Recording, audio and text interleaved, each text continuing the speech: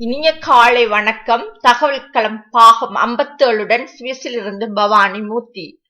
Asthma என்று அழைக்கப்படும் ஈழநோய் அநேகமாக இளவேனி காலத்தின் ஆரம்பத்தில் மகரந்த மணிகள் காற்றில் அடித்து செல்லும் போது பலர் இதனால் தும்மலும் நாசியிலிருந்து நீர் வடிவதுமாக அவதிப்படுவதுண்டு.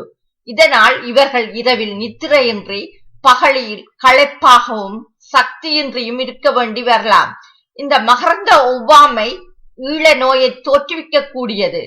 இதைவிட வீட்டு தூசு, பூஞ்சை, செல்லப்பிராணிகளின் மயிர்கள், புகைத்தல், சில வகை மருந்துகள் என இன்னொரு பொருட்கள் ஈழ நோயை தூண்டக்கூடியவை.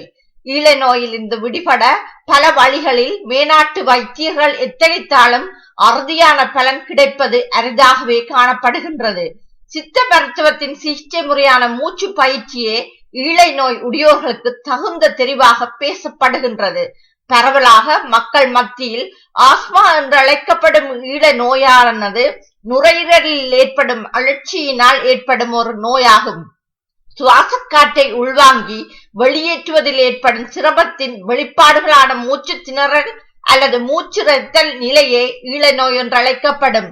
நோய் வருவதற்குரிய காரணத்தை குறிப்பிட்டு சொல்ல முடியாவிடினும் ஒவ்வாமை, மனவழுத்தம், பயம், கவலை மற்றும் கோபம் போன்ற உணர்ச்சி வசப்படும் நிலைகளாலும் இளநோய் ஏற்படுவதாக கருதப்படுகின்றது.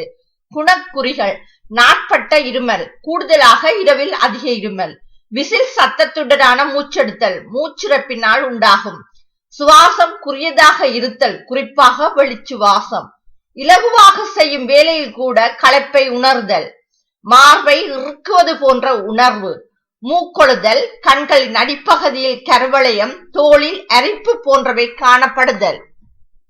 தடுப்பு முறைகள்: தூய காற்றை சுவாசித்தல், மூச்சு பயிற்சி, தியானம், பிராணாயாமம் மற்றும் யோகா பயிற்சி செய்தல், மலக்கட்டு வராமல் பார்த்து கொள்ளுதல், படுக்கைக்கு செல்வதற்கு குறைந்தது ஒரு மணித்தியாலத்திற்கு முன்னர் உணவருந்தி இருத்தல் வேண்டும்.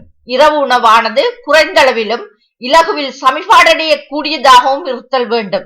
பால் பொருட்கள், கொய்யாப்பழம், வாழைப்பழம், தர்பூசணி பழம், பப்பாளி பழம் மற்றும் சில பருப்பு வகைகளை தவிர்த்தல் நல்லது.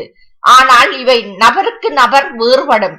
அவரவர் தமக்கு ஈழ நோயை தூண்டும் காரணியறிந்து அவற்றை தவிர்த்தல் வேண்டும்.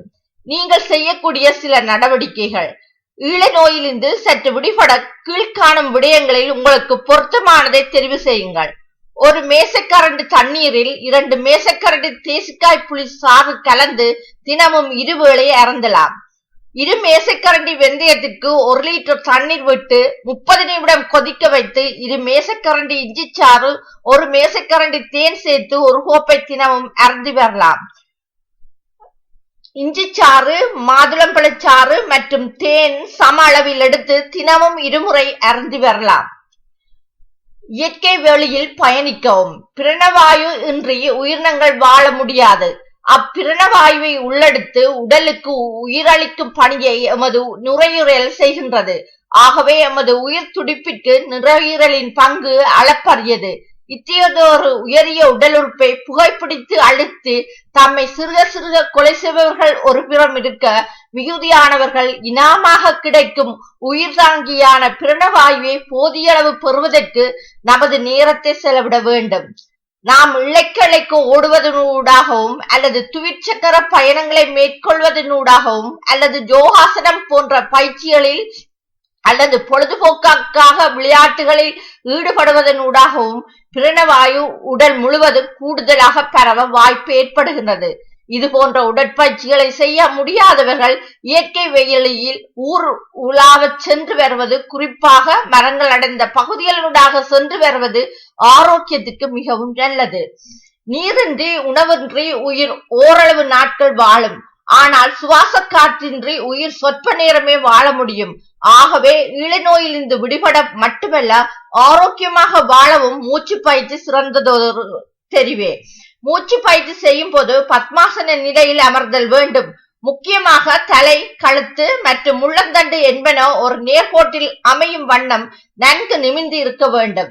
இந்நிலையில் இருந்தவாறு முதலில் வலது நாசி துவாரத்தினூடாக மூச்சை நன்கு உள்ளெடுக்க வேண்டும். இதன் போது இடது நாசி துவாரத்தை உங்களது வலது கையின் மோதிர விரலால் அழுத்தி இருக்க வேண்டும்.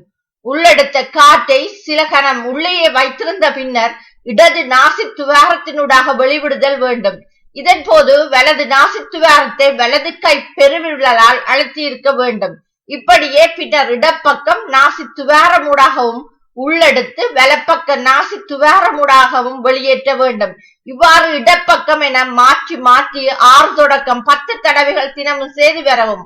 முடியுமெனில் படிப்படியாக இப்பயிற்சியை அதிகரித்து செல்லலாம். அதன் போது பிரதிபலம் விரைவில் தெரிய வரும். குறிப்பு: மூச்சு பயிற்சி செய்யும் முறையில் பலவிதங்கள் உண்டு. இதில் முக்கியம் குறித்த பயிற்சியை சரியான முறையில் செய்வதாகும். மூச்சை பிழையாக உள்வாங்கி விடுவதாலும் அபரிதம் நிகழலாம். ஆகவே உரிய ஆசான் மூலம் மூச்சு பயிற்சி சார்ந்து தகவல் பெறுவது நல்லது.